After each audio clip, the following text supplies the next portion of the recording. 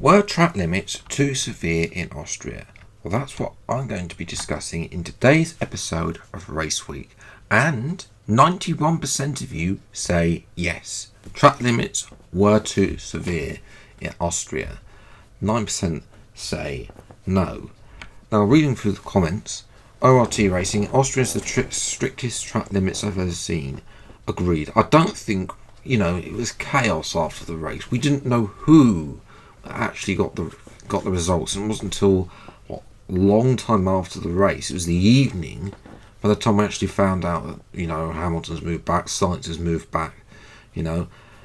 Formula Fuel says, bro, it's back when Esti Bestie gets 30 seconds worth of penalties post race.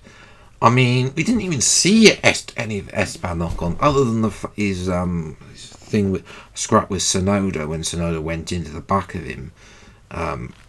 Lost his front wing at turn 1. We didn't see anything else of Ocon on the main feed during the entire race. So I'm not entirely sure where Esteban. Maybe he just decided to I don't know. Maybe he teleported or something. I don't know.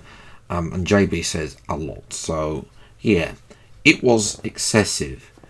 I agree. It was far too excessive. The amount of penalties given. Something has to change as well. Now, the FIA wanted the Red Bull Ring to install gravel tracks to avoid F1 track limits problems. This is a thing that has got people saying, look, it's clearly a skill issue. Well, people are saying it's a skill issue, and the fact that people can't keep their cars on the track.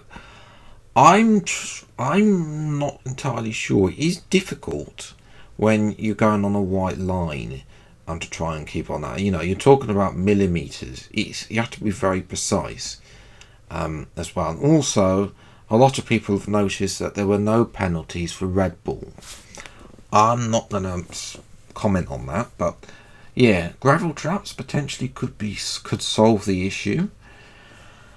But there are alternatives. Now, we have to look back to a time before Niels Wittich and Emmanuel Freitas were race director. Yes, it's time to go back to 2021, ladies and gentlemen, to the time when Michael Massey was in charge.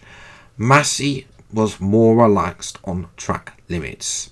For starters, Freitas and Wittich have always insisted that the track end of the track is denoted by the white line.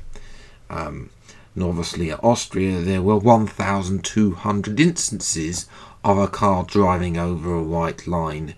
All four wheels, I presume, apparently, at the Austrian Grand Prix, which is excessive. Now, obviously, again, change the track potentially, but Michael Massey, he had a different definition of track limits. Now, obviously, this needed a little bit explaining. Where's the track limit?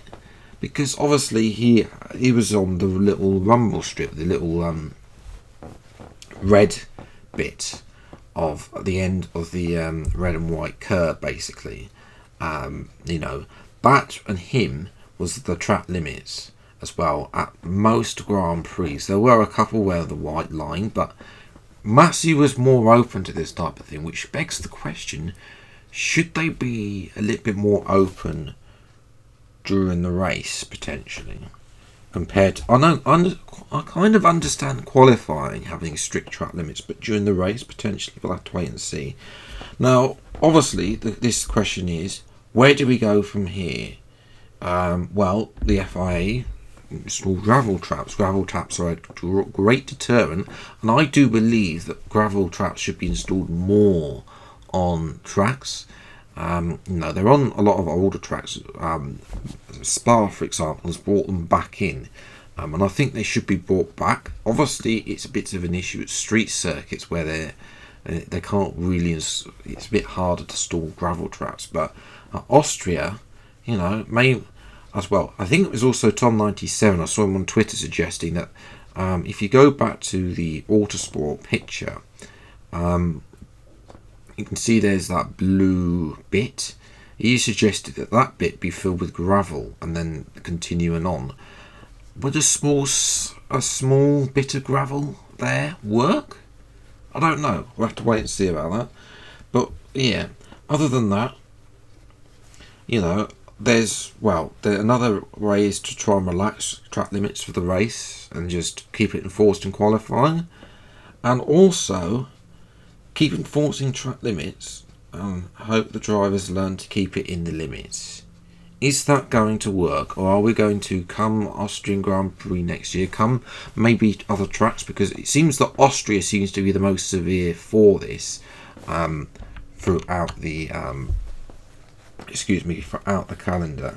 This debate isn't going to go away, and I'm sure there's going to be a lot more arguing before the end of the season. We've just got to hope that we don't get we're not going to get a championship, but other championship positions that are a lot closer in the championship, and I'm talking the second place in the constructors.